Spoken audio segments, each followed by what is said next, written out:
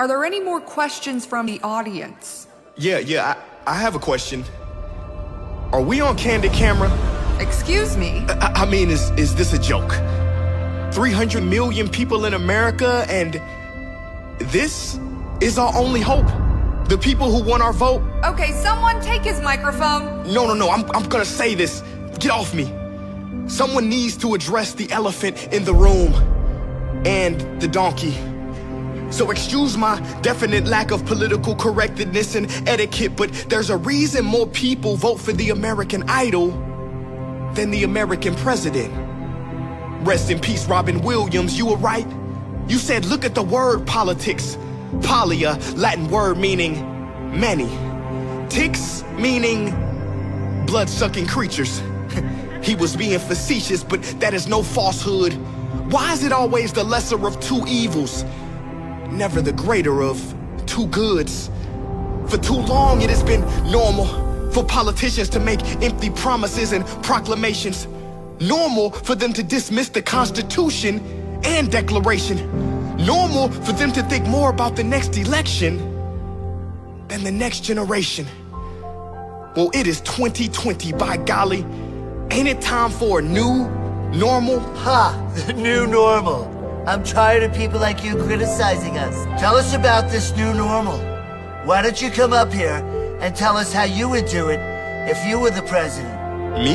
Duh. Watch this, Sleepy Joe. Shut up, man. Well, first thing I would do if I was president is quit. See, I knew he was a coward. Let me finish. See, the word president literally means preside over or sit before. I would quit my position of being everybody's superior. I would sit together with the people as equals. Next, I would take Congress back to kindergarten. See, I knew he was slow. Wait, what do you mean? Well, see, everything government needs to know they should have learned in kindergarten. Think about it. Our climate policy should be based on the kindergarten philosophy of clean up your own mess and put things back how you found them. Our foreign policy should be don't hit people. Economic strategy, yeah, play fair, and if you hurt someone, make it better. In our domestic policy, hold hands and stick together. Even though we'd have kindergarten policies, if I was president, I would use a lot of adult language. Some people may be offended, but I wouldn't budge. I would use strong, four-letter words like love, like hope, like care, like free, like hero. Yes, I would awaken the hero and Shiro in all of us. Because change rarely comes from Washington. The stimulus checks will always bounce in the long run and come back insufficient funds, because you cannot stimulate a country until you stimulate the hearts. It's easy to speak rainbows and sunshine.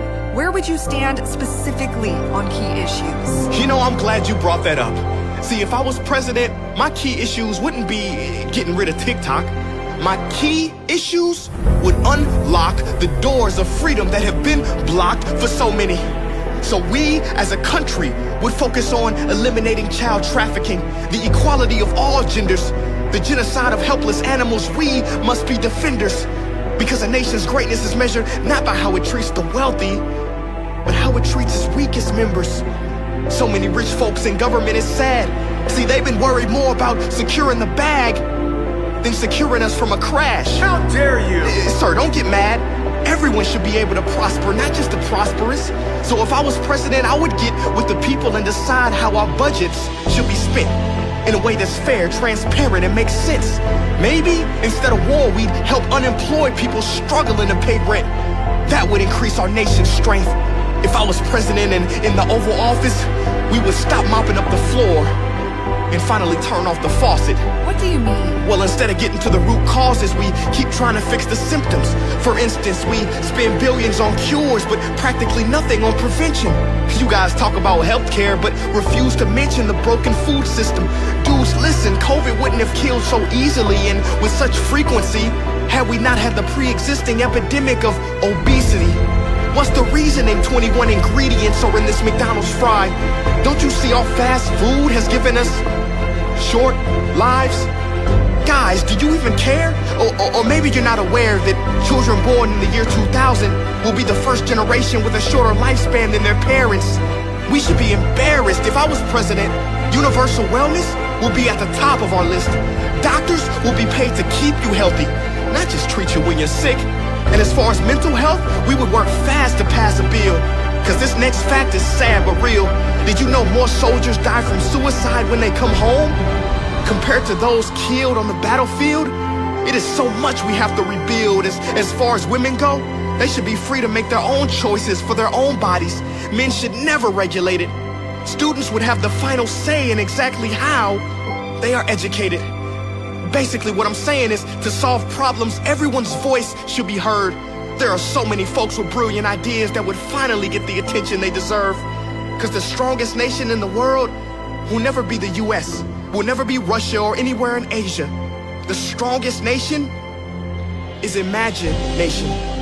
Imagine if government and people actually collaborated. We would solve real problems and make transformations. We would shine like the stars in the sun. We would use music to heal the world like guitars over guns. How about race relations? Where would you stand on that issue? Well, as far as race relations, we gotta be brave. So if I was president, I would make travel in the country mandatory, all expenses paid. Because when you see people who look different from you up close, you soon realize we are all the same. Also, I would tell my white brothers and sisters to wake up and heal the past injustices carried out by their ancestors. That's it, Nani. And the current ones. I would tell my black brothers and sisters what Dr. King said, that black supremacy is just as dangerous as white supremacy. It's not about white power or black power or any love of power. It's about the power of love, and you can't spell evolve without it. And how about poverty? How would you solve that one? When it comes to poverty, that's easy. $200 billion worth of food thrown away each year. Instead of trash cans, put it into the empty stomachs of the needy. Stop being greedy. Everyone has a right to be fed. In the US, there are 5 empty homes for each person without one. Everyone has a right to a roof over their head. He's talking about communism. No, sir. I ain't talking about communism or socialism. I'm talking about humanism. My inspiration is not Karl Marx, it is the human heart. Plus, don't you call yourselves Christian? Well, at the end of your life, you will stand in front of God. He won't care if you won some high office. Believe me, he will say, yeah, congratulations. But when I was hungry, you didn't feed me. When I was naked, you didn't clothe me. I had no house and you gave me no shelter. Guys, have we forgotten about our sisters and brothers? I mean, the meaning of life is to take care of each other. Yo, which camera is on me? This one? Look, America. My ancestors came to this country on slave ships. Maybe yours came on immigrant ships. Whatever the original ship, we're in the same boat now. And it's sinking. It is a dark time for us all. It's hard. But it is only in the darkness that we see the stars. We must not turn on each other, but to each other. Give up our pride. Left wing, right wing, a bird with only one wing can't fly. Or flies in circles. Forget the labels. We've tried everything, from politics to riots, rallies, marches, protests, and they've all played a role. But now, today we need something bold. We need each and every soul to wake up, to look deep in your core. What problem does your heart want to solve? Do not ignore. Because when we all answer the call, we open a new door that elevates humanity and creates a new normal that we have never seen before. I wish there were mirrors in every voting booth.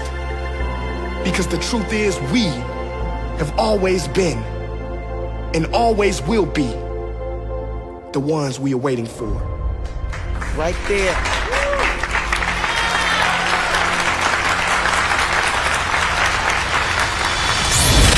Guys, listen, don't click off yet. I want to say this.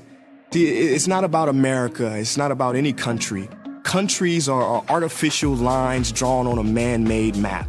There's one world, and it is up to us to come together and bring this world to where it needs to be.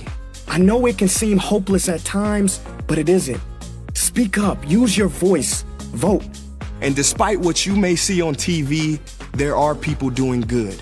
I worked on this project with an organization called the Elevate Prize Foundation. They award $5 million each year to individuals and organizations that are working hard to solve problems to change this world. Not only do they give them funding, but they give them access to mentors and coaches and help them build a huge following.